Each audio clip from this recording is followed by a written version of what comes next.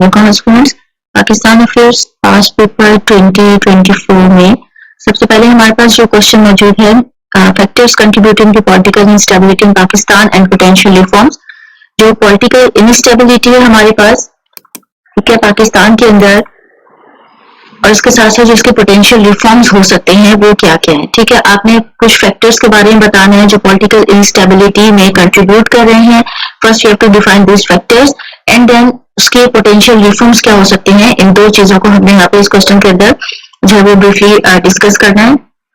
सबसे पहले अगर हम पॉलिटिकल इंस्टेबिलिटी की बात करें तो पाकिस्तान में जो पॉलिटिकल इंस्टेबिलिटी है वो एक तरह से एक परसिस्टेंट फिनोमेना चल रहा है। पास्ट ईयर्स से लेकर अभी करंट प्रेजेंट डे तक जो पॉलिटिकल इंस्टेबिलिटी है वो बरकरार है। ठीक है जी, जब से पाकिस्तान की इंसेप्शन हुई है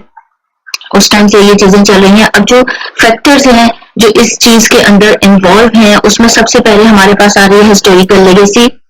अगर पॉलिटिकल लैंडस्केप की बात की जाए तो ये जो कॉलोनियल लेगेसीज हैं पार्टीशन ऑफ इंडिया के टाइम पे थी, उसके साथ साथ जो एथनिक और रीजनल डिविजन्स हुई, ये तमाम सिनेरियोज, ये जो हिस्टोरिकल ग्रीवनेस है, ये एक्चुअली में जो पॉलिटिकल टेंशंस हैं कि पास्ट में हमारे साथ ये हुआ, प्रीवियसली ये सिचुएशन थी और एक दो रीजन्स अगर कोई मौजूद हैं तो उस रीजन को ज्यादा प्रायोरिटाइज किया गया, उससे ज्यादा फेवरेटिज्म मिला और दूसरे रीजन में नहीं मिला। तो इस तरह की जो पॉलिटिकल ग्रीवनेसेस कुछ चल रही थी हिस्टोरिकली, एक हिस्टोरिकल लेगेसी के तौर पर ये तमाम सिचुएशन जो वो आगे बढ़ती चली जा रही है और ये मेन कॉज है। एक फर्स्ट पॉइंट आप कह सकते हैं पॉलिटिकल इंस्टेबिलिटी का। Second we have military influence. अब मिलिट्री सिग्निफिकेंट रोल की अगर बात की जाए तो मिलिट्री का इन्फ्लुएंस जो है पॉलिटिक्स के अंदर वो बहुत ज्यादा रहा पाकिस्तान में। Has led to a lack of confidence in democratic institutions. इसकी वजह से जो डेमोक्रेटिक इंस्टीट्यूशन थे वो काफी ज्यादा अफेक्ट हुए। एक जो कॉन्फिडेंस था, एक जो ट्रस्ट था, वो इसमें काफी ज्यादा जो है वो उसको हिंड्रेंस का शिकार होना पड़ा। जो फ्रीक्वेंट मिलिट्री कोर्प्स और इंटरवेंशंस हैं, they actually have disrupted democratic governance, creating an atmosphere of instability। ये जो मिलिट्री इन्फ्लुएंस था इसने बहुत ज्यादा अहम रोल प्ले किया एक एटमोस्फेरिक पॉलिटिकल इंस्टेबिलिटी को क्रिएट होने में। Third we have weak political institutions. अब जो हमारे पॉलिटिकल इंस्टीट्यूशंस हैं, पॉलिटिकल पार्टीज हैं, इनके अंदर जो इंटरनल डेमोक्रेसी का लैक होने की वजह से, इंटरनल डेमोक्रेसी उनके आपस में कुछ इख्तलाफात होने की वजह से, इसके साथ साथ कुछ डोमिनेंस फैमिलीज हैं या इंडिविजुअल्स हैं, बस उन्हीं की ये एक जो है वो पॉलिटिकल इन्वॉल्वमेंट की वजह से क्या हुआ कि जो पॉलिटिकल इंस्टीट्यूशन है वो काफी ज्यादा वीक हुए। जो अकाउंटेबिलिटी है, जो रिप्रेजेंटेशन रही पब्लिक ट्रस्ट और पॉलिटिकल सिस्टम की, वो बहुत ज्यादा इसकी वजह से अंडरमाइन हो गई situation. Fourth we have ethnic and sectarian divides. Ethnic और सेक्टेरियन डिवाइड्स की अगर बात करें हम तो जो पॉलिटिकल डाइवर्स इथनिक लैंडस्केप है इसमें जो पॉलिटिकल फ्रेगमेंटेशन है इसका काफी इसमें अहम रोल है। अब क्या होता है इसमें कि जो इंटरेस्ट हैं डिफरेंट एथनिक ग्रुप्स के वो पॉलिटिकल रिस्क की तरफ चले जाते हैं और चैलेंज कर देते हैं गवर्नेंस को। अब ये चीजें जो है वो सेक्टेरियन डिवाइड्स डिविजन जो है, ये चीजें एक पॉलिटिकल इंस्टेबिलिटी और फिर आगे से गवर्नेंस को चैलेंज करने में बहुत ज्यादा एक इनका अहम रोल होता है। उसकी वजह से जो पॉलिटिकल इंस्टेबिलिटी है वो इंक्रीज हो जाती है। करप्शन की अगर हम बात करें अब यहाँ पे मोस्ट इंपॉर्टेंट फैक्टर करप्शन, जो वाइड स्प्रेड करप्शन है पॉलिटिकल पार्टीज के अंदर या गवर्नमेंटल इंस्टीट्यूशंस के अंदर, ये इरोड करती है पब्लिक कॉन्फिडेंस को। पब्लिक कॉन्फिडेंस जो है बहुत ज्यादा कम हो जाता है, पब्लिक का जो ट्रस्ट है अपने इंस्टीट्यूशंस के ऊपर वो अपने काफी कम हो जाता है और जो फर्दर डिस्टेबलाइजेशन होती है पॉलिटिकल लैंडस्केप की वो इसका मेन कॉज एक्चुअली में करप्शन ही होती है। इकोनॉमिक इनइक्वालिटी की बात अगर अब हम यहाँ पे करें तो इकोनॉमिक इनइक्वालिटी में हमारे पास हाई लेवल्स ऑफ पॉवर्टी और inequality, with social discontent, feeling political instability. जो पॉवर्टी है या इनइक्वालिटी है वो भी जो सोशल डिसकंटेंट है या पॉलिटिकल इंस्टेबिलिटी उसको फील अप करती है, उसको ब्रीड अप करती है, उसको काफी ज्यादा नशोनुमा प्रोवाइड करती है। अगर इकोनॉमिक इनइक्वालिटी होगी, ये इस तबके को ज्यादा प्रेफरेंस दी जा रही है, ये इस स्पेशल फैमिली को ज्यादा प्रेफरेंस दी जा रही है, इस स्पेशल रीजन को ज्यादा स्पेशलिटी दी जा रही है या इसे फेवरेटाइज किया जा रहा है, तो ये चीज एक्चुअली पॉलिटिकल इंस्टेबिलिटी को भी ज्यादा फ्यूल अप कर देती है। तो जो परसेप्शन है that political elite is disconnected from the common popular exasperate this tension, और ये जो एक परसेप्शन बन जाती है कि पॉलिटिकल इलाइट जो है वो डिस्कनेक्ट है एक कॉमन पॉपुलर से, वो चीज एक्चुअली में जो टेंशन है उसको बढ़ा देती है। अब हम पोटेंशियल रिफॉर्म्स की बात करें कि इसके रिफॉर्म्स क्या क्या हो सकते हैं। ठीक है, तो रिफॉर्म्स में हमारे पास काफी सारे रिफॉर्म्स इंक्लूड हो सकते हैं। इलेक्टोरल रिफॉर्म्स हैं, जो मीन्स के जो इलेक्शन कमीशन वगैरह है वो अपनी एक बाकायदा प्रोपोर्शनल रिप्रेजेंटेशन हो, उनकी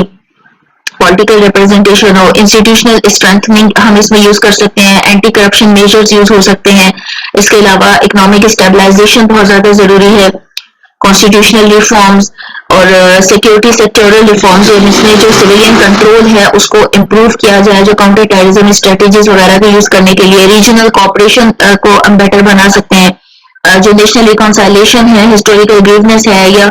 जो सोशल कोहेशन है उसे प्रमोट किया जा सकता है। इसके अलावा और भी बहुत से फैक्टर हैं। एनवायरमेंटल सस्टेनेबिलिटी है कि जो क्लाइमेट चेंज है, वाटर स्कार्सिटी वगैरह है, इस तरह की चीजों को सस्टेन किया जाए ताकि जो एक रीजन्स की आपस में जो एक फाइट है या आपस में जो ग्रीवनेस है उस चीज को खत्म किया जा सके। ठीक है, तो यहाँ पे हमारे पास कुछ पोटेंशियल रिफॉर्म्स मेंशन है। उसमें सबसे पहले कॉन्स्टिट्यूशनल डिवीजन है। कॉन्स्टिट्यूशनल डिवीजन में क्या है कि जो कॉन्स्टिट्यूशन है उसको अमेंड किया जाए, कुछ जो प्रिंसिपल है डेमोक्रेसी के उन्हें रिइंफोर्स किया जाए, ट्रांसपेरेंसी हो, अकाउंटेबिलिटी हो, और जो लेजिटिमेसी है पॉलिटिकल इंस्टीट्यूशन की उसे इनहेंस किया जाए। इलेक्टोरल रिफॉर्म्स है। इलेक्टोरल रिफॉर्म्स में हमारे पास क्या है कि आप इम्प्लीमेंट करें फेयर और ट्रांसपेरेंट इलेक्टोरल प्रोसेस को, जिससे क्या हो कि जो स्ट्रेंथनिंग इलेक्शन कमीशन की वो हेल्प करे रिस्टोर करने में पब्लिक फेथ को, इलेक्शंस के और पॉलिटिकल रिप्रेजेंटेशन के ऊपर, डेमोक्रेसी जो है वो उसके ऊपर ट्रस्ट जो है वो इंक्रीज हो। डिसेंट्रलाइजेशन की बात करेंगे। यहाँ पे जो लोकल गवर्नमेंट है,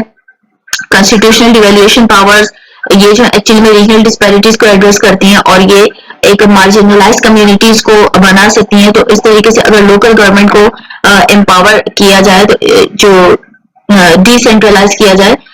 तमाम जो रीजन्स हैं या तमाम जो कम्युनिटीज हैं उनमें अगर इक्वल डिस्ट्रीब्यूशन हो पावर्स की, तो डिसेंट्रलाइजेशन किया जाए, गवर्नमेंट को डिसेंट्रलाइज किया जाए, तो ये भी एक पॉजिटिव इम्पैक्ट जो है पॉलिटिकल इंस्टेबिलिटी को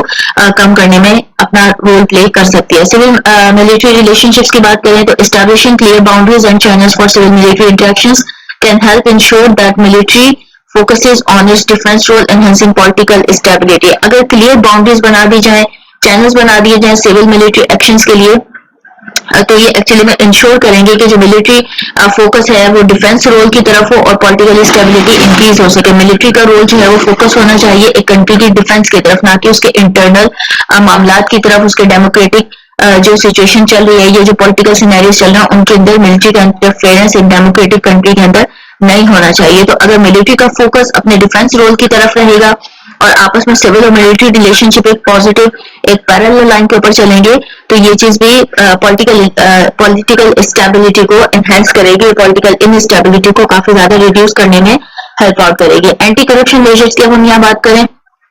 तो जो एंटी करप्शन एजेंसीज हैं वो स्ट्रेंथन अप करती हैं, फोस्टर करती हैं कल्चर को अकाउंटेबिलिटी के, और रिबिल्ड कर सकती हैं जो ट्रस्ट है गवर्नेंस के ऊपर एक पब्लिक का या उसके आवाम का। अगर हम समरी की बात करें यहाँ पे, अगर हम इसको समराइज करें तो इन एड्रेस को, इन फैक्टर्स को अगर हम एड्रेस करें या इनको इम्प्लीमेंट करें इन रिफॉर्म्स को, तो पाकिस्तान जो है वो काफी ज्यादा पॉलिटिकल स्टेबिलिटी की तरफ, इकोनॉमिक ग्रोथ और सोशल प्रॉस्पेरिटी की तरफ अपनी जो है वो मूव कर सकता है। इससे क्या होगा कि जो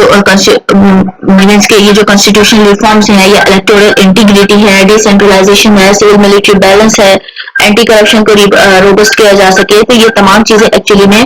पॉलिटिकल स्टेबिलिटी को फोस्टर करने में बहुत ज्यादा हेल्प आउट करेंगी। ओके जी, next question we have is role of Sheikh Ahmad Sirhindi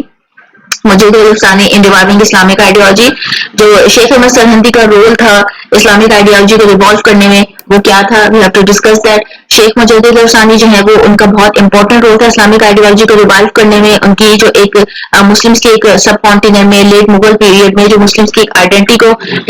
दोबारा से रीस्टैब्लिश किया था, दोबारा ट्रैक पर लेकर आए थे, उसमें बहुत अहम रोल प्ले किया था शेख अहमद सरहिंदी ने। हिस्टोरिकल कॉन्टेक्स्ट में अगर हम देखें तो सब कॉन्टिनेंट में बहुत ज्यादा विटनेस हो रहा था जो इस्लामिक थॉट्स हैं, जो इस्लामिक प्रैक्टिसेस हैं, मुगल एम्पायर के लास्ट ईयर में बहुत ज्यादा ड्रोनिंग का, ये स्ट्रेन का शिकार थे। तो इसमें जो इन्फ्लुएंस था सूफीइज्म का और सिक्रेटिव प्रैक्टिसेस का, इन्होंने क्या किया, जो प्योरिटी इस्लामिक टीचिंग्स थी और इनको दोबारा से एक प्योरिटी प्रोवाइड की और दोबारा से इसमें जो है वो एक रिवाइवल की बहुत ज्यादा जरूरत थी। सब कॉन्टिनेंट के अंदर जो मुगल एम्पायर के दौर था, जो अकबर बादशाह का दीन इलाही अपना इंट्रोड्यूस कराते, इस तरह की काफी सिचुएशंस जो बहुत ज्यादा डिफरेंट आ गई थी। सूफीज्म और डिफरेंट बिद्दा की अगर हम बात करें, जो बिद्दतें थी वो इंक्लूड हो गई थी। तो इस तरह की तमाम चीजों को सब कॉन्टिनेंट बहुत ज्यादा विटनेस कर रहा था मुगल एम्पायर के जो आखिरी साल थे उसमें। तो इस ड्यूरेशन में मुजद्दिद चांदनी ने बहुत अहम रोल प्ले किया और इस्लामिक आइडियोलॉजी को जो दोबारा से रिवाइव किया। अब रिवाइवल ऑफ इस्लामिक आइडियोलॉजी किस तरीके से हुआ कि शेख अहमद सरहिंदी ने एम्फेसाइज किया जो इम्पोर्टेंस थी कुरान और सुन्ना की तालीमात को, ठीक है जी, उन पे उन्होंने एम्फेसाइज किया, उन्होंने एजुकेट किया कि जो ऑथेंटिक इस्लामिक प्रैक्टिसेस हैं उनकी तरफ वापस आना चाहिए मुसलमानों को। उन्होंने जो इस्लाम के ऊपर जो अन इस्लामिक इन्फ्लुएंसेस आ रहे थे, जो डिफरेंट चीजें जो इम्पैक्ट कर रहा था हिंदू कल्चर और डिफरेंट ब्रिटिश कल्चर, तो इन चीजों को जो उन्होंने कोर इस्लामिक प्रोविंसेस जो प्रिंसिपल्स हैं उन्हें रिवाइव करने की बहुत ज्यादा कोशिश की, जिसमें एक अहम रोल प्ले किया। यूनिटी अमंग मुस्लिम्स के दरमियान में यूनिटी प्रोड्यूस करना बहुत ज्यादा जरूरी था। तो मुजद्दिद सानी साहब ने जो है रहमतुल्लाह अलैह ने इनकरेज किया मुस्लिम्स को और एक कॉमन इस्लामिक आइडेंटिटी के अंदर उन्हें इकट्ठा किया। जो सेक्टेरियन डिवाइड्स थे उन्हें उन्होंने खत्म करने की कोशिश की। इसके साथ साथ जो सिग्निफिकेंट कलेक्टिव एक्शन से सॉलिडेरिटी को मुस्लिम्स के दरमियान में जो एक्सटर्नल थ्रेट्स उन्हें आ रहे थे, इन तमाम चीजों को उन्होंने खत्म किया और आपस में मुसलमानों को जो है मुत्तहिद करने की बेतहाशा कोशिश की। क्रिटिक ऑफ सूफीज्म, अब सरहिंदी जो है उन्होंने अब वो सूफी ट्रेडिशंस को अच्छे रिस्पेक्ट तो करते थे, लेकिन उन्होंने इसके साथ जो कुछ प्रैक्टिसेस जो ऑर्थोडॉक्स इस्लाम के तौर पे आ रही थी उन्हें उन्होंने खत्म करने के लिए उसे बहुत ज्यादा क्रिटिसाइज किया और इन चीजों को खत्म करने की कोशिश की। और स्पिरिचुअलिटी और ऑर्थोडॉक्सी के दरमियान में बैलेंस जो है उसको कायम किया और मुसलमानों को एक गलत रास्ते की तरफ बढ़ने से जो है वो गलत रास्ते से इन्फ्लुएंस के सूफीज्म तो मौजूद है, लेकिन उसके अंदर जो बिद्दत इंक्लूड कर दी गई थी, जो उसमें हिंदुइज्म का इन्फ्लुएंस आ रहा था, उन चीजों को खत्म करके उन्होंने मुस्लिम्स को वापस अपने जो एंटिक्स है, जो हिस्टोरिकल उनकी रिलीजियस बॉन्ड्स हैं, जो उनके रिलीजियस रूट्स हैं, उनकी तरफ वापस लेकर आए। पॉलिटिकल एंगेजमेंट की अगर हम बात करें तो यहाँ पे Sirhindi recognise the importance of political authority in maintaining Islamic governance. Political authority को उन्होंने रिकॉग्नाइज किया इस्लामिक गवर्नेंस को मेंटेन करने के लिए। जो इस्लामी शरिया है एक हुकूमत चलाने के लिए, एक जो पॉलिटिकली सियासी तौर पे जो इस्लामी शरीयत क्या कहती है, उन चीजों को उन्होंने एम्फसाइज किया और जो मुस्लिम लीडर्स हैं उन्हें गाइड किया कि उन्हें सोसाइटी को इस्लामिक प्रिंसिपल्स के अकॉर्डिंग किस तरीके से चलाना है। Contributing to the political consciousness subcontinent Muslims को जो पॉलिटिकल कॉन्शियसनेस है, जो इस्लामी तालीमात है सियासत के लिए, पॉलिटिकल के लिए, शरई तालीमात, उनसे मुसलमानों को रोशनास करवाया। लिगेसी एंड इन्फ्लुएंस की अगर हम बात करें तो उनकी टीचिंग जो है वो एक ग्राउंड वर्क के तौर पर, एक बुनियाद के तौर पे काम किया उन्होंने और बाद में इस्लामिक रिफॉर्म्स जो हुई सब कॉन्टिनेंट के अंदर, वो तमाम चीजें जो है वो आगे इसी तरीके से उनकी जो लिगेसी है वो आगे रन हुई। Sirhindi emphasise in Islamic identity and unity inspired subsequent generations including prominent figures in the struggle for Muslim rights and identity. और उनकी तालीमात से ही आगे जो मुस्लिम लीडर्स हैं वो प्रोड्यूस हुए और उन्होंने मुस्लिम राइट्स और आइडेंटिटी को जो है वो आगे बढ़ाया और मुस्लिम्स की जो एक प्रोमिनेंट फिगर जो है वो उन्हीं की कोशिशों की वजह से हमें आगे नजर आए। इन कंक्लूजन अगर हम बात करें तो शेख अहमद सरहिंदी का रोल जो है वो एक इंस्ट्रूमेंटल या रिवाइविंग इस्लामिक आइडियोलॉजी के अंदर बहुत अहम है। उन्होंने मुसलमानों का जो एक तहज़्ज़ुब मुस्लिम आइडेंटिटी थी सब कॉन्टिनेंट के अंदर उसे एस्टैब्लिश किया। उनके टीचिंग्स जो है वो रेजोनेट हुई, आगे बढ़ती रही, influencing contemporary discussions on Islamic thoughts and identity. और इस्लाम को रिवाइवल में उन्होंने बहुत अहम रोल प्ले जो है वो प्ले किया। Question number 4 we have dynastic politics and federalism in hindrances to democratisation in Pakistan. Dynastic politics, ठीक है जी, इसके ऊपर हमने बात करनी है यहाँ पे, और फ्यूडलिज्म के ऊपर बात करनी है as hindrances to democratisation in Pakistan. ये दो जो फैक्टर्स हैं, डायनेस्टिक पॉलिटिक्स और फ्यूडलिज्म, ये एक्चुअली में डेमोक्रेटिक जो सिचुएशन है, ये डेमोक्रेटाइजेशन है जो पाकिस्तान में उसके हिंड्रेंस का या उसके कम होने का, उसके दबाव, उसके खत्म होने का या उसके गायब होने की तरफ जो है वो किस तरीके से एक रुकावट के तौर पर हम कह सकते हैं कि डेमोक्रेटाइजेशन की ये रुकावट का काम कर रही है जो डायनेस्टिक पॉलिटिक्स है और फ्यूडलिज्म है। इस चीज के ऊपर हमें डिस्कस करना है। पहले आपको देखना है कि फ्यूडल, यहाँ पे डायनेस्टिक पॉलिटिक्स क्या है? डायनेस्टिक पॉलिटिक्स एक्चुअली में क्या है कि डायनेस्टिक पॉलिटिक्स में ये है कि हमारे पास कोई भी एक स्पेशल एक पार्टी है, ठीक है, या कोई एक ऐसी फैमिली है या कुछ ऐसे लोग हैं जो कि कंटिन्यूली एक सिस्टम के ऊपर जो है उनकी हुक्मरानी चल रही है, ठीक है जी। इसमें आप ये कह सकते हो कि इस तरह का फेनोमेना कि जहाँ पे कोई फैमिली मेंबर्स या उनके कोई रिलेटिव्स वो बहुत ज्यादा इन्फ्लुएंशियल हो, पॉलिटिशियंस हो, इन्फ्लुएंशियल पॉलिटिशियंस हो और उनके पास सिग्निफिकेंट पावर्स मौजूद हैं और वो इन्फ्लुएंस कर रहे हैं एक स्पेशल पॉलिटिकल पार्टी को या एक सिस्टम को, तो ये हम इन्हें ये चीज को हम कह सकते हैं डायनेस्टिक पॉलिटिक्स, ठीक है जी। और इसमें क्या होता है कि फैमिली डोमिनेंस आ जाती है, हेरिडिटरी सक्सेशंस हैं, इसमें जो इंटरनल डेमोक्रेसी है वो बहुत ज्यादा लिमिटेड हो जाती है और ये अपने आप में एक हिंड्रेंस है डेमोक्रेटाइजेशन के लिए, ठीक है जी। सेकंड फैक्टर जो यहाँ पे डिस्कस किया जा रहा है वो है फ्यूडलिज्म। अब फ्यूडलिज्म को आप जो है वो एक्सप्लेन कर सकते हो जो जागीरदाराना निजाम है, ठीक है, आप उसकी बात कर सकते हो कि जिसमें जो इकोनॉमिक पावर है या सोशल इकोनॉमिक पावर किसी एक फैमिली की कोई हायरार्किकल स्ट्रक्चर है, इस तरह का कोई लैंडलॉर्ड्स हैं, ओनर्स हैं, तो उनका एक जो अपनी जागीर चल रही है वो चीज फ्यूडलिज्म के अंदर जो है वो इंक्लूड हो जाती है। तो ये दोनों फैक्टर्स किस तरीके से लिंक कर रहे हैं hindrance of democratisation in Pakistan, ये हमने डिस्कस करना है, ठीक है जी। अब ये काफी ज्यादा मेजर हिंड्रेंसेस हैं। सबसे पहले डायनेस्टिक पॉलिटिक्स जिस तरीके से बताया कि एक क्या है कि पावर जो है वो कंसंट्रेटेड हो गई है एक ही पार्टी के ऊपर, ठीक है जी, विद कुछ इन्फ्लुएंशियल फैमिलीज के ऊपर। अब ये जो डायनेस्टिक कंट्रोल है ये एक्चुअली में लिमिट कर देता है जो अपॉर्चुनिटीज हैं लीडरशिप की या डाइवर्स रिप्रेजेंटेशन की, ये जो एक साइकिल जो एंट्रेंच कर सकता है इंटरेस्ट वगैरह को, उसको बहुत ज्यादा परपेचुएट कर देता है। तो ये चीज एक बहुत बुरे तरीके से डेमोक्रेटाइजेशन को अफेक्ट करती है। सेकेंड है फ्यूडल स्ट्रक्चर। फ्यूडल स्ट्रक्चर की अगर बात करें तो इसमें जो काफी पाकिस्तान के पार्ट्स में प्रिवेलेंट है, अभी भी मौजूद है, जिसमें जो लैंड ऑनर्स हैं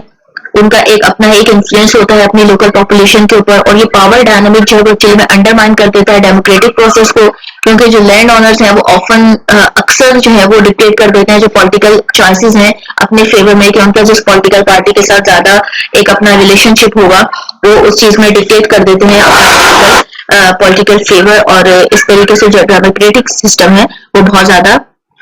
जो है वो आप ये कह सकते हैं कि तनाजुली का शिकार हो जाता है। लैक ऑफ पॉलिटिकल अकाउंटेबिलिटी की अगर हम बात करें, dynastic politics and feudalism contribute to lack of accountability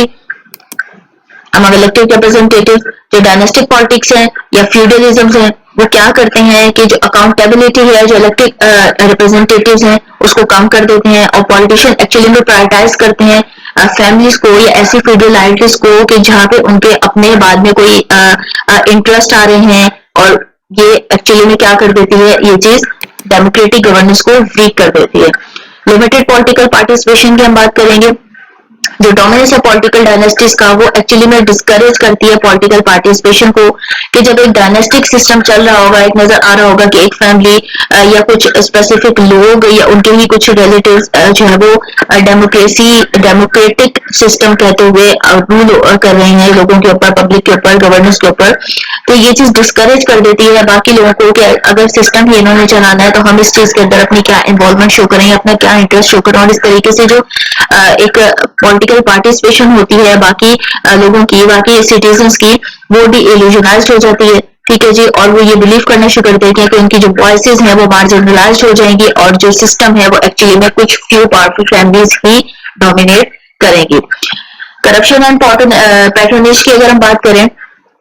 तो जो इंटरमाइनिंग है डायनेस्टिक और फ्यूडल पॉलिटिक्स की वो फोस्टर करती है करप्शन को। ऑब्वियसली करप्शन इंक्रीज होती है, उन्हें पता होता है कि हमारी सपोर्ट के लिए हमारे अपने ही जो डिफरेंट फ्यूडल्स हैं या हमारे अपने ही फैमिली मेंबर्स या अपने ही जो हमारे पार्टी मेंबर्स हैं वो मौजूद हैं, तो उन्हें कोई खास डर नहीं होता इस करप्शन को, इन सब चीजों का। तो वो ये चीज जो है वो क्या करती है करप्शन को बढ़ाती है, और पॉलिटिशियन जो है वो एक्चुअली में जो पैट्रोनेज होता है अपनी पावर को मेंटेन करने के लिए, जो नाजायज काम है, जो गलत काम है, जो एक आप कहें तो डेमोक्रेटिक लीडर को सूट नहीं करते, उन चीजों में इन्वॉल्व हो जाती है। और ये कल्चर एक्चुअली में जो पब्लिक इंटरेस्ट है एक्चुअली में डेमोक्रेटिक के ऊपर उसको खत्म करना शुरू कर देता है। स्टैग्नेशन ऑफ डेमोक्रेटिक नॉर्म्स जो है वो बिल्कुल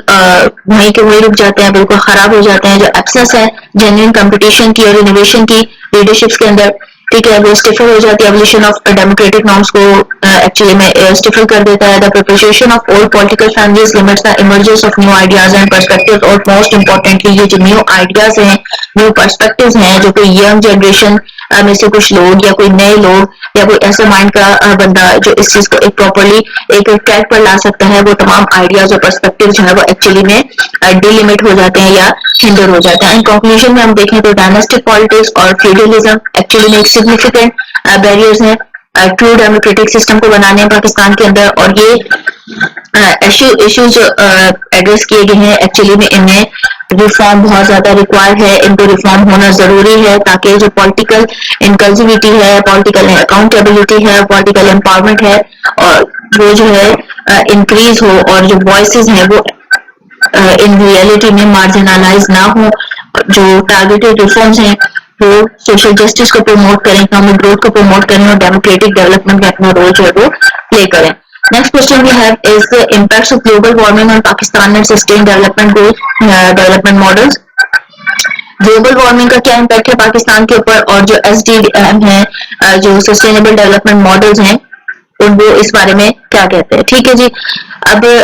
ग्लोबल वार्मिंग की बात की जाए, एक एक्सेंशियल थ्रेट है, कंट्रीज पाकिस्तान की तरह से एग्जिस्टेट कर रहे हैं, जो एग्जिस्टेंट वल्नरेबिलिटीज हैं, जो प्रेजेंटिंग न्यूमरस चैलेंजेस हैं, डिफरेंट तरह के चैलेंजेस हैं, उनमें हमारे पास चैलेंज अलग अलग तरह के हैं, वाटर स्कार्सिटी है, एग्रीकल्चर क्राइम है, एक्सट्रीम वेदर इवेंट्स हैं, हेल्थ रिस्क हैं, डिफरेंट जो इसमें इंक्लूड हो रहे हैं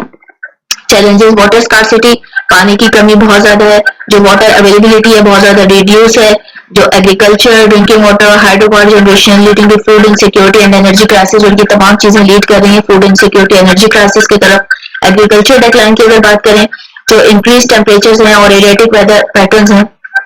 ये बहुत बुरे तरीके से जो क्रॉप यील्ड्स हैं उसको अफेक्ट कर रही हैं, और ये डिक्लाइन अफेक्ट जो है वो मिलियंस ऑफ फार्मर्स का जो लिवलीहुड है, जो उनका तर्ज जिंदगी है, जो उनका रहन सहन है, उसको बहुत बुरे तरीके से अफेक्ट कर रहा है। इकोनॉमिक इनस्टेबिलिटी और रूरल डिस्ट्रेस की तरफ जो है ये जो है वो स्टेप फॉरवर्ड कर रही है ये तमाम सिचुएशन। एक्सट्रीम वेदर इवेंट्स की अगर हम बात करें तो Pakistan is actually prone to natural disasters such as floods, हर साल आता है, drafting situation intensified by climate change जो बहुत बुरे तरीके से इन चीजों को अफेक्ट कर रहा है। अब ये इवेंट्स एक्चुअली में कम्युनिटीज को डिस्टर्ब कर देते हैं, जो पॉपुलेशन है उसे डिस्प्लेस करते हैं, इसके साथ साथ जो इमरजेंसी रिस्पॉन्स सिस्टम है उसको भी काफी ज्यादा तनाव का शिकार कर देते हैं। हेल्थ रिस्क की हम बात करें तो जो राइजिंग टेम्परेचर है वो कंट्रीब्यूट कर रहा है हेल्थ इश्यूज की तरफ, इसमें हीट रिलेटेड इलनेस है, डिफरेंट तरह की वेक्टर बोर्न डिजीजेस हैं, कोई ना कोई वायरल डिजीज लाजमी आ जाती है, तो पब्लिक हेल्थ सिस्टम जो है उसे बहुत ज्यादा स्ट्रगल करनी पड़ती है इस इंक्रीज बर्डन को अपने ऊपर से रिमूव करने के लिए, जो एक इजाफी दबाव पड़ जाता है इकोनॉमी के अंदर, हेल्थ के ऊपर, हेल्थ सिस्टम के ऊपर, वो बहुत ज्यादा एक मुश्किल का शिकार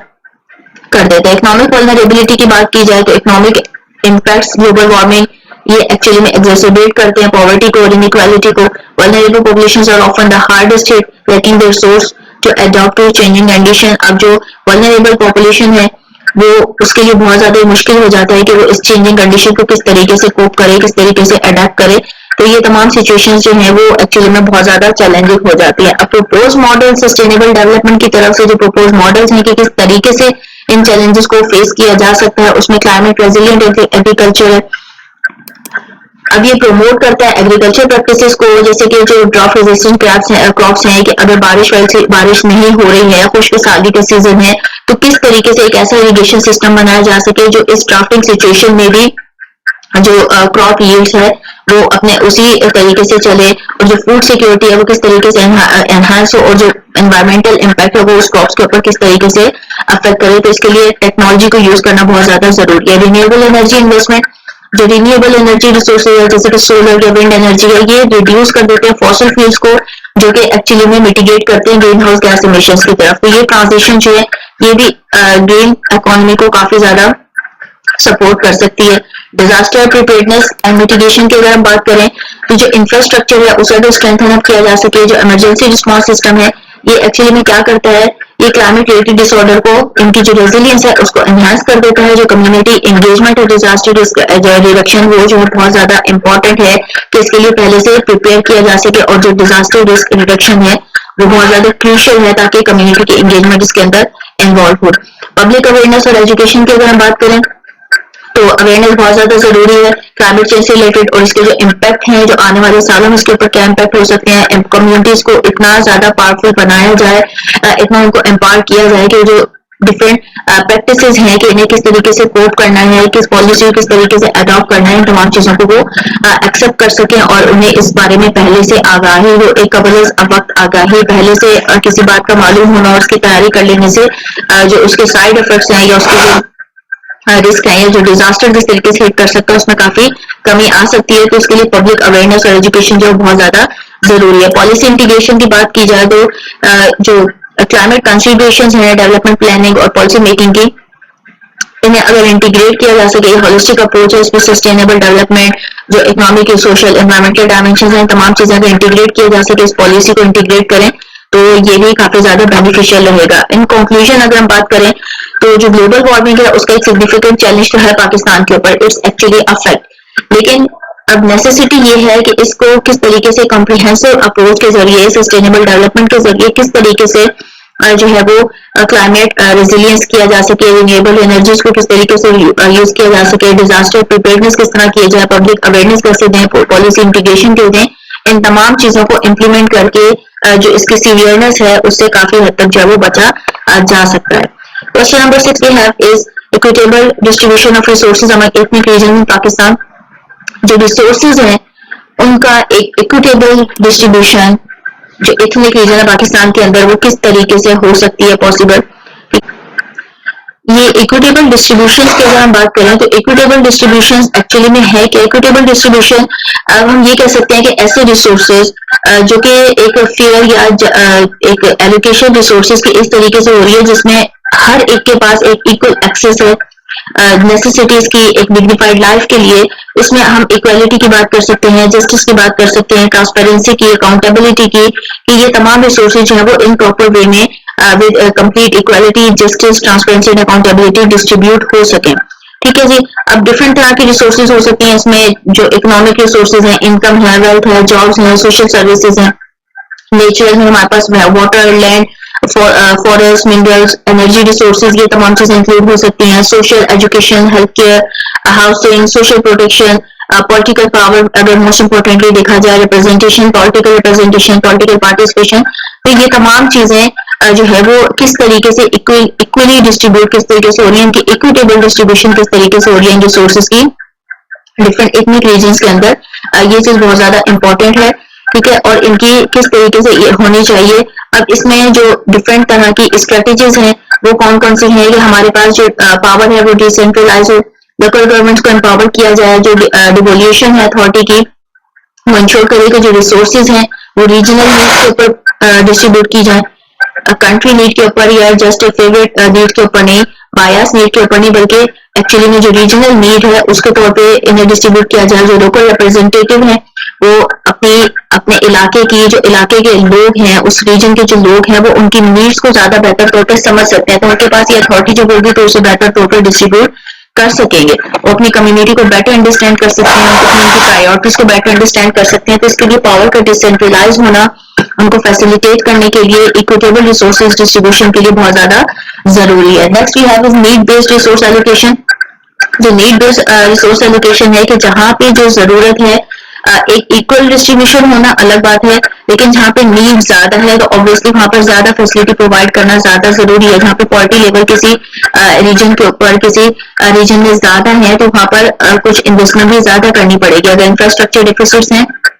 तो उधर ज्यादा हेल्प आउट करना पड़ेगा उनके जो टारगेट रिसोर्सेज हैं। जिस एरिया में ज्यादा रिसोर्स है, अगर दो बच्चे हैं या दो भाई मौजूद हैं, ठीक है, दोनों को अगर भूख लग रही है,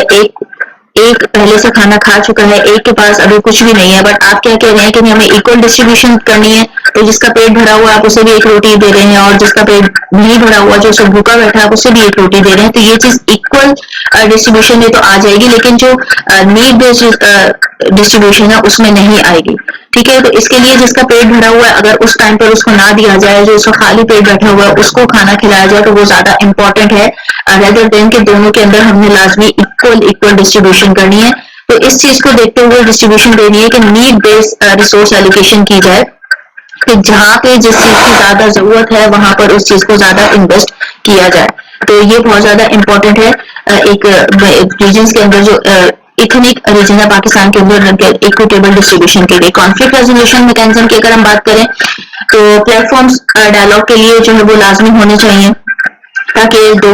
रीजन्स के दरमियान में, एथनिक ग्रुप्स के दरमियान में अगर कोई किसी किस्म के कॉन्फ्लिक्ट्स आ रहे हैं, कोई ऐसी स्ट्रेंड सिचुएशन आ रही है, कोई ड्यूरनेस आ रही है, तो उसको खत्म किया जा सके और ट्रस्ट को प्रमोट किया जा सके। इस तरह के मैकेनिज्म से क्या होगा, जो कोऑपरेटिव गवर्नेंस है, रिसोर्स शेयरिंग अरेंजमेंट्स है, वो इंक्रीज होंगे और कॉन्फ्लिक्ट जो है वो बहुत अच्छे से रिजॉल्व हो सकेंगे। Public investment in under sub regions, जो पॉलिटिकल पब्लिक इन्वेस्टमेंट है, ठीक है जी, जो पब्लिक इन्वेस्टमेंट है उसको प्रायोरिटाइज करना है इंफ्रास्ट्रक्चर के ऊपर, एजुकेशन और हेल्थ के ऊपर, ताकि जो हिस्टोरिकली मार्जिनलाइज्ड रीजन है वो भी डेवलपमेंट कर सकें, जो एक साइड पर है, जो इनको इतनी ज्यादा इंपॉर्टेंस और प्रायोरिटी नहीं दी गई है, जो मार्जिनलाइज्ड रीजन है कम्प्लीटली, उनके अंदर भी डेवलपमेंट प्रमोट हो और उनकी जो ओवरऑल क्वालिटी ऑफ लाइफ है वो भी एक उसमें इम्प्रूवमेंट आए और डिस्पैरिटीज जो है वो रिड्यूस हो सके। Promoting cultural recognition, culture recognition में सपोर्ट करना है, कल्चर इनिशिएटिव्स को एम्पावर करना है कम्युनिटीज को, ताकि जो एक सेंस ऑफ बिलोंगिंग है नेशनल फ्रेमवर्क के साथ वो इंक्रीज हो सके। Engaging civil society, civil society को एंगेज करना है, जो सिविल सोसाइटी ऑर्गेनाइजेशन है वो रिसोर्स डिस्ट्रीब्यूशन और डेवलपमेंट में उनके इनिशिएटिव होने चाहिए, वो एनहेंस करने में ट्रांसपेरेंसी अकाउंटेबिलिटी को काफी ज्यादा हेल्प आउट कर सकती है। सिविल सोसाइटी जो एक्चुअली में जो मार्जिनलाइज्ड ग्रुप है उन्हें एडुकेट करती है, इसके साथ साथ जो रिसोर्स एलोकेशन प्रोसेस है उसको बहुत अच्छे से मॉनिटर कर सकती है। इन समय अगर हम देखें तो जो इक्विटेबल रिसोर्स डिस्ट्रीब्यूशन है पाकिस्तान के अंदर, उसको एक्चुअली में decentralisation, need based allocation, conflict resolution mechanism, public investment, cultural recognition, civil society engagement की तमाम फैक्टर्स बहुत ज्यादा जरूरी है कि इन चीजों को इम्प्लीमेंट किया जाए, ताकि जो हिस्टोरिकल ग्रीवनेस है वो खत्म हो और जो एक बैलेंस डेवलपमेंट है इतनी रीजन्स के दरमियान में उसको प्रमोट किया जा सके। In question 7 we have pragmatic civil military relationships in Pakistan democracy। जो pragmatic civil military relationships in Pakistan democracy के अंदर उन्हें हम ये देखेंगे, अगर मॉडर्न डेमोक्रेसी कॉन्टेक्स्ट में देखा जाए तो pragmatic civil military relationship बहुत ज्यादा जरूरी है एड्रेस करने के लिए इंटरनल एक्सटर्नल सिक्योरिटी थ्रेट्स को पाकिस्तान के अंदर। तो अगर यहाँ पे हम ये देखें कि pragmatic civil military relationships, तो pragmatic civil military role actually में क्या है कि इसमें जो रिलेशनशिप है कंट्री की स्टेबिलिटी, सिक्योरिटी, डेवलपमेंट के लिए बहुत जरूरी होता है। इसमें क्या है कि जो सिविलियन कंट्रोल है, ठीक है, वो ज्यादा होता है, इसमें डिफाइंड रोल होते हैं तमाम जो रीजन्स, जो रिस्पॉन्सिबिलिटीज हैं सिविलियंस की और मिलिट्री इंस्टीट्यूशन की, वो डिफाइन होते हैं कि मिलिट्री ने क्या करना है और सिविलियंस ने यहाँ पे क्या करना है, ठीक है जी। इसके साथ साथ ट्रांसपेरेंसी, अकाउंटेबिलिटी, ये तमाम चीजें बहुत ज्यादा जरूरी है। हिस्टोरिकल कॉन्टेक्स्ट की अगर बात की जाए तो पाकिस्तान की हिस्ट्री में जो मिलिट्री कोर्प्स हैं उनकी इंटरवेंशंस बहुत ज्यादा मार्क्ड अप हैं। जो कॉम्प्लेक्स रिलेशनशिप है सिविलियन गवर्नमेंट्स और मिलिट्री गवर्नमेंट्स के दरमियान, वो भी ऑब्वियसली काफी ज्यादा कॉम्प्लेक्सिटी का शिकार रहा ये रिलेशनशिप। इसके साथ साथ जो मिलिट्री इन्फ्लुएंस है उसने डेमोक्रेटिक गवर्नेंस को, सिविल अथॉरिटी को बहुत ज्यादा अंडरमाइन किया इन कॉन्टेक्स्ट ऑफ हिस्ट्री। अगर हम अपनी हिस्ट्री को देखें, सिक्योरिटी थ्रेट्स की अगर हम बात करें तो पाकिस्तान को काफी ज्यादा मल्टीफैसिलिट सिक्योरिटी चैलेंजेस का सामना करना पड़ा, जिसमें टेररिज्म था, रीजनल कॉन्फ्लिक्ट्स थे, बॉर्डर टेंशंस थी। अब ये तमाम चीजें जो है वो जो कोऑपरेटिव सिविल मिलिट्री रिलेशनशिप है वो बहुत ज्यादा नेसेसरी है इन चीजों को, कॉम्प्रिहेंसिव सिक्योरिटी स्ट्रेटेजीज को एड्रेस करने के लिए, इन थ्रेट्स को, कि जो सिविल और मिलिट्री रिलेशनशिप है उसमें मिलिट्री का जो रोल है वो अपने उसी रोल के ऊपर फोकस करे और जो सिविलियंस हैं उनका अपने रोल के ऊपर फोकस रहे, तो इस तरह के थ्रेट्स को फेस करना और इन्हें कोप करना बहुत ज्यादा इजी हो जाता है। बैलेंसिंग पावर डायनामिक्स जो अभी बात की कि जो बाउंड्रीज हैं सिविलियन और मिलिट्री रोल्स की वो बिल्कुल हाईलाइट होनी चाहिए, क्लियर बाउंड्रीज होनी चाहिए, ताकि जो डेमोक्रेटिक स्टेबिलिटी है वो एनहांस हो सके। मिलिट्री को अपना डिफेंस पर ही फोकस करना है और जो सिक्योरिटी इश्यूज है उन पर फोकस करना है, allowing the civil authorities to govern effectively, और जो सिविल अथॉरिटीज का काम है गवर्नेंस वो उसको अपना इफेक्टिवली, ताकि उसी रोल को अपना प्ले कर सकें। जॉइंट सिक्योरिटी फ्रेमवर्क की अगर हम बात करें तो जॉइंट सिक्योरिटी फ्रेमवर्क जो जिसमें इन्वॉल्वमेंट हो सिविलियन लीडर्स की भी और मिलिट्री ऑफिशियल्स की भी, ये कोलैबोरेशन को फोस्टर करता है, और जो रेगुलर डायलॉग्स हों कोऑर्डिनेशन के, ये जो रिस्पांस कैपेबिलिटीज हैं एनहांस कर सकती हैं। जो कैपेबिलिटीज हैं सिक्योरिटी थ्रेट्स की उन्हें किस तरीके से रिस्पांस करना है, कैसे उन्हें खत्म करना है, इसके लिए काफी ज्यादा ये सिस्टम हेल्प आउट कर सकता है। पब्लिक अकाउंटेबिलिटी की अगर हम बात करें तो public accountability, promoting accountability within the military and civilian sectors is crucial for maintaining public trust. Public trust को मेंटेन करने के लिए बहुत ज्यादा जरूरी है कि जो अकाउंटेबिलिटी है मिलिट्री और सिविलियन सेक्टर्स के अंदर वो शफाफियत एक बहुत इंपॉर्टेंट चीज है जो मौजूद होगी, ट्रांसपेरेंसी मौजूद होगी, तो डिसीजन मेकिंग प्रोसेस जो है वो एक ट्रांसपेरेंट वे में जाएगा, तो ये डेमोक्रेटिक नॉर्म्स को भी स्ट्रेंथन अप करेगा, इसके साथ जो लेजिटिमेसी है सिक्योरिटी पॉलिसीज की उनको भी बहुत ज्यादा रेनफोर्स करेगा। Civil military cooperation in governance, जो मिलिट्री एक्सपर्टाइज है, ठीक है जी, वो लेवाज हो सकते हैं अगर गवर्नेंस स्पेशली जो एरिया जैसे डिजास्टर रिस्पांस हो गया, इंफ्रास्ट्रक्चर डेवलपमेंट हो गया, इनके अंदर अगर मिलिट्री की एक्सपर्टाइज होगी तो वो ज्यादा बेहतर तरीके से ये चीजें चल सकेंगी। अब ये कॉपरेशन जो है वो स्टेट कैपेसिटी को जो है वो एनहांस करेगा, इसके साथ साथ जो सिविलियन ओवरसाइट है उसको भी रिस्पेक्ट मिलेगी और ये सिनेरियो जो है वो अच्छे से जो डेमोक्रेटिक गवर्नेंस है उसको प्रमोट कर सकता है। इन कंक्लूजन, इफ वी से pragmatic civil military relationship is essential for ensuring Pakistan security and stability in South Asia, then it will not be wrong। ये जो एक रिलेशनशिप है ये एक्चुअली में बहुत ज्यादा जरूरी है। डायनामिक्स जो पावर डायनामिक्स है उनका बैलेंस होना, cooperation fostering, accountability and transparency promotion, ये जो मिलिट्री एक्सपर्टाइज है तो strengthen up democratic governance and enhance national security, ये बहुत ज्यादा इंपॉर्टेंट है कि जिस चीज को जो रोल जिस भी सिचुएशन में जिसको जो रोल दिया जा रहा है, जो बाउंड्रीज हैं वो अगर प्रॉपरली मैनेज की जाए तो ये चीज जो पॉलिटिकल सिस्टम है, जो डेमोक्रेटिक गवर्नेंस है, जो नेशनल सिक्योरिटी सिस्टम है, इन चीजों को बहुत जो है वो स्मूथली रिजॉल्व कर देगी इन इश्यूज को। Constitutional provisions of national integration in Pakistan, we have question number 8। इसमें जो कॉन्स्टिट्यूशनल प्रोविजंस हुई हैं नेशनल इंटीग्रेशन की पाकिस्तान के अंदर, उन्हें हमने डिस्कस करना है। अब इंडिपेंडेंस से लेकर देखा जाए, हम इंडिपेंडेंस के टाइम से देखें तो जो नेशनल इंटीग्रेशन है वो क्रिटिकल कंसर्न है पाकिस्तान का। कॉन्स्टिट्यूशनल प्रोविजंस जो है वो एक्चुअली में प्रोविंशियल ऑटोनॉमी को जो है वो इनेबल कर रहे हैं, इसके साथ साथ जो पावर प्ले है उसको डिवेल्युएट करते हैं और एक इंपॉर्टेंट रोल प्ले कर रहे हैं नेशनल इंटीग्रेशन को मजबूत करने में या उसको स्ट्रेंथ प्रोवाइड करने में। हिस्टोरिकल कॉन्टेक्स्ट में अगर देखा जाए तो जो डाइवर्सिटी है पाकिस्तान की इतनी लिंग्विस्टिक ग्रुप्स की, उसमें काफी टेंशन और कॉन्फ्लिक्ट हमेशा से रहे हैं। अभी एड्रेस जो वो इशू एड्रेस को इशू अगर किया जाए कॉन्स्टिट्यूशनल मीन्स के जरिए, बहुत ज्यादा क्रूशियल है कि आइन के अंदर ये तमाम बॉर्डर लाइंस डिस्क्राइब हो और जो नेशनल कमीशन है वो प्रॉपरली एक उसको एक जो है वो प्रमोशन मिले, एक प्रॉपरली बॉर्डर लाइन उनकी जो हाईलाइट्स हैं कि किसने क्या करना है, जो पावर्स है वो किस तरीके से डिस्ट्रीब्यूट हुई हैं, ये तमाम चीजें जो बहुत ज्यादा जरूरी है और इसके साथ साथ जो रीजन को, प्रोविंस को अपनी अथॉरिटी मिलना बहुत ज्यादा जरूरी है। ठीक है जी, तो हिस्टोरिकल कॉन्टेक्स्ट में अगर देखा जाए तो ये इतनी को लिंग्विस्टिक ग्रुप्स का बहुत ज्यादा आपस में टेंशन कॉन्फ्लिक्ट्स रहे, तो ये इश्यूज है वो एड्रेस करना now they are actually necessary. Provincial autonomy की बात की जाए तो कॉन्स्टिट्यूशन प्रोविजंस जो है वो क्या करते हैं, वो ऑटोनॉमी देते हैं प्रोविंसेस को। डिफरेंट तरह की जब एक अमेंडमेंट्स आती हैं या ऑटोनॉमी प्रोवाइड की जाती है तो उससे क्या होता है कि जो प्रोविंसेस हैं और उनकी लोकल गवर्नेंस है अगर उसमें दे दी जाए तो वो अपनी रीजनल नीड्स को बहुत अच्छे से टेलर कर सकते हैं और ये ऑटोनॉमिकल पावर्स जो हैं प्रोविंशियल गवर्नमेंट्स को एक बेनिफिट प्रोवाइड करती हैं कि वो अपने जो लोकल इश्यूज हैं उन्हें किस तरीके से एड्रेस करें, जो उनका सेंस ऑफ बिलोंगिंग और रिप्रेजेंटेशन है वो किस तरीके से फोस्टर हो सके। डिवैल्यूएशन ऑफ पावर्स को अगर हम देखें तो जो 18 अमेंडमेंट है कॉन्स्टिट्यूशन ऑफ पाकिस्तान की, इसने जो 2010 में इनेक्ट हुआ, अब ये सिग्निफिकेंटली इसने क्या किया कि डिवॉल्व किया पावर्स ऑफ प्रोविंसेस को। अब ये शिफ्ट जो है इसने क्या किया कि जो सेंट्रलाइज पावर थी उसको शिफ्ट किया प्रोविंशियल डिसीजन मेकिंग के ऊपर और प्रोविंसेस को जो है वो इसके काबिल बनाया कि वो अपनी अथॉरिटी को, अपने जो रीजन्स हैं उनको मैनेज कर सकें बहुत ज्यादा इफेक्टिवली तौर पे। सेंट्रलाइज को जो है वो डिसेंट्रलाइज किया गया और प्रोविंसेस के पास अपनी इंडिविजुअल पावर जो है वो दे दी गई 18 अमेंडमेंट में। तो ये काफी ज्यादा डिवोल्यूशन ऑफ पावर जो है वो बेनिफिशियल रहा प्रोविंसेस के लिए। रिसोर्स एलोकेशन की अगर बात करें, जो कॉन्स्टिट्यूशनल मैकेनिज्म है इक्विटेबल रिसोर्स डिस्ट्रीब्यूशन के लिए प्रोविंसेस के दरमियान में, ये हिस्टोरिकल ग्रीवनेस को एड्रेस करता है। अब ये इंश्योर करना कि प्रोविंसेस जो है वो अपने फेयर शेयर उन्हें मिले, जिसको जितनी रिक्वायरमेंट है उसको उतना मिले, ये चीज प्रमोट करती है ट्रस्ट और टेंशन को रिड्यूस करती है। कल्चर रिकॉग्निशन की अगर हम बात करें तो कॉन्स्टिट्यूशन प्रोविजंस जो है वो रिकॉग्नाइज करती हैं, प्रोटेक्ट करती हैं कल्चर लिंग्विस्टिक राइट्स को और कंट्रीब्यूट करती हैं नेशनल इंटीग्रेशन के अंदर, कौमी सालमियत को बढ़ाती हैं। अब ये तमाम जो लैंग्वेजेस हैं, कल्चर फोस्टिंग है, सेंस ऑफ आइडेंटिटी को बिल्ड अप करती है और एक जो डिफरेंट रीजन्स हैं उनको अपने नेशनल फ्रेमवर्क के साथ भी जोड़ कर रखती हैं। अगर हम कल्चर रिकॉग्निशन को फॉलो करें यहाँ पर। तो डायलॉग एंड कॉपरेशन की बात करेंगे,